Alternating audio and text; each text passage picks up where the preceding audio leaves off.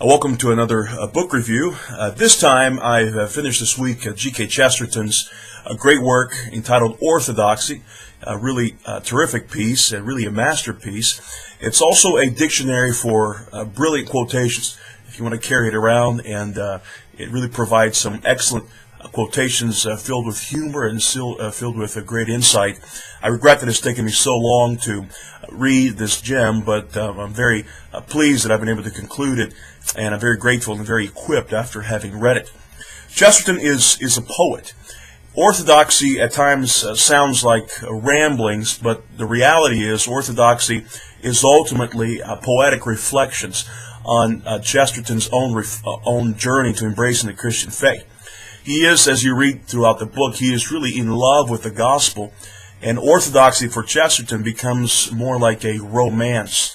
It's a very dangerous, a very lively view of life. It's the farthest thing from monotony. One of the great themes of Chesterton's work is this idea of being a mystic. And to be a mystic for Chesterton is to be satisfied with mystery and actually delight in it.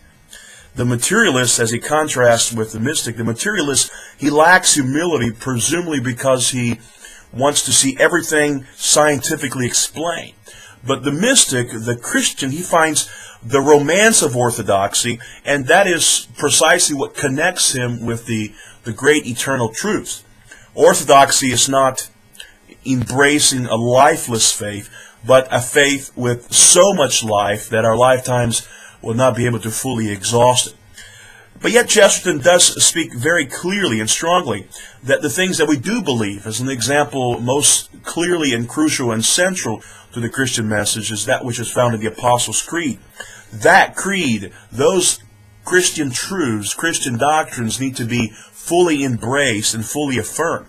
In fact, he says concerning the deity of Christ in the book, he writes, "For Orthodox theology has especially insisted that Christ was not a being apart from God and man, like an elf, nor yet a being half human and half not, but both things at once, and both things thoroughly, very man and very God."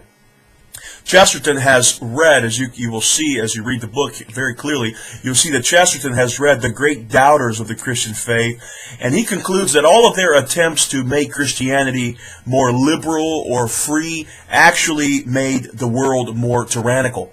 Rather, as Chesterton says, in the gospel, he has found the great dance of redemption, the dance of heaven.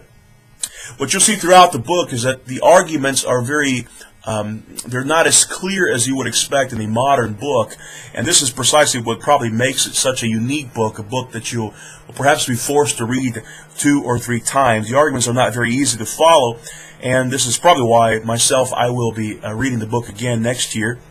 But one author has said that orthodoxy is the thinker's paradise. I concur. And this is why I'd encourage you to enter this paradise, if you have not already, by picking up this book and reading it whenever you can. Anyway, thank you. This is another edition of Book Reviews, and I will hope to be back very soon with another review. Thank you.